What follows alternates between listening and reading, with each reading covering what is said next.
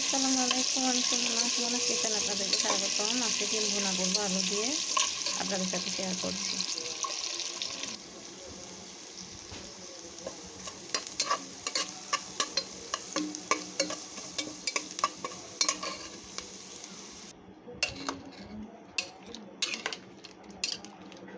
এখানে আমি আদা রসুন জিরা বাটা দিলাম, তারপর হলুদের গুঁড়া, মরিচের গুঁড়া, রাঁধুনি মাংসের মশলা গুঁড়া দিয়ে এটাকে ভালোভাবে মিক্সড করে নিচ্ছি।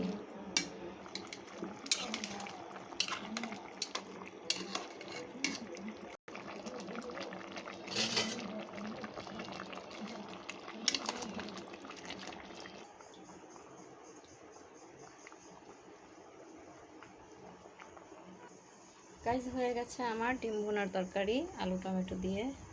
এখন আমি একটু ধনিয়া পাতা দিয়ে দিলাম। আপনারা এভাবে করে রান্না করে খেয়ে ট্রাই করে আমাকে কমেন্ট করে জানাবেন কেমন হলো আপনাদের তরকারিটা। আল্লাহ হাফেজ সবাইকে।